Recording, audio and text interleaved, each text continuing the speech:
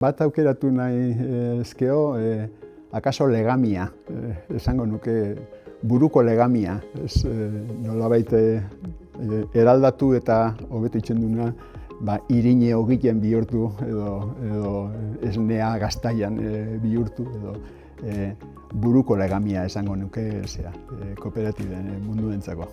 2013an Fagor Etxetresnako krisiaren inguruan galdera asko genituen buruetan. Krisiaren erdian behar genuela jakitea krisiaren arrazoi enpresarialetik haratago ze beste eragileak zeuden han jokuan.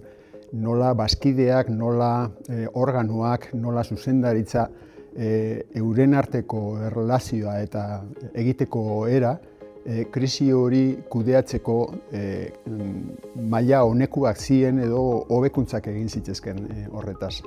Eta hortarako behar gendun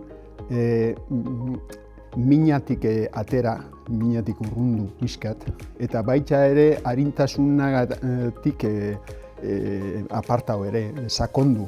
Ez geratu bakarrik anekdotoetan edo eginkizun txikineta maizik eta eragileetara sakondu. Eta hortarako behar zen ezagupen maila bat, nola gean, nola funtzionatzen dugun, kanpotik hurbiltzea ez da erreza, eta hortik atera ikasketak etorkizunerako. Eta paper hori lankik oso ondo egin zuen. Eta eragina izan zuen, gero kongresuan onartu genituen etorkizuneko Mondragonen inguruan eta Mondragoneko baloreetan sakondu egin gendunean, horren ikasketatik atera genituen gaur erabiltzen ditugun konzepto sakonak. Beste ikerketa lanekin konparatuta, lankiren personalitatea ezaugarri batzuk dauzka. Eta nahi hori da jakitea nola funtzionatzen duen gorputz organiko hori eta ze aukerak ematen dituen kaso bakoitzeak. Eta hurbilketa hori lankik oso ondo egiten du. Egiten du ez bakarrik ezagutzeko, baizik eta ezagutza hori erabilgarria izaterako. Gure mugimendu kooperatiboak zailtasun batzuk dauzko etorkizunean jarraitzeko modelo berezi bat kudeatzen. Gu ezberdin egea egituraz, jabetzaren egitura edo erabakien prozesuetan estrukturalki ezberdinak gea. Baina gure referente guztiak hori kudeatzeko, gure referente guztiak die elkarte anonimoen ereduak. Eta nahi ez behar bat daukogunien erramienta horiek hartzen ditugu. Eta oso zaila da erramienta bereziak izatea geuriak.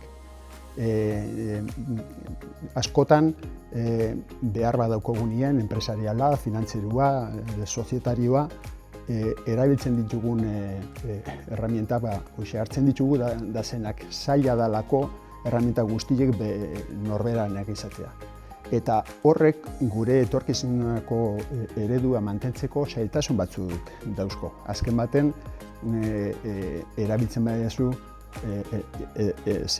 hizkuntzan gertatzen den bezala. Erabiltzen badezu besteak erabiltzen duten hitzak zure gauzak definitzeko nola esan ezberdin diela. Hortarako behar da nolabait kapaza izatea horren gainean refleksio bat izatea.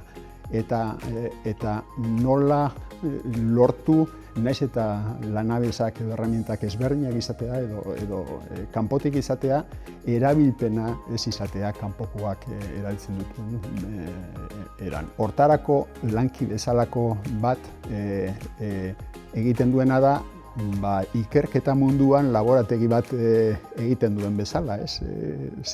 Ulertu, sakondu, jakitea nola erabili, eta nolabait hori errealitatearekin hurbil egon ezkero eta horrekin lan egin ezkero, gauzatu daitezke errealitate ezberdinak, erraminta berdinak erabiltzen badie ere.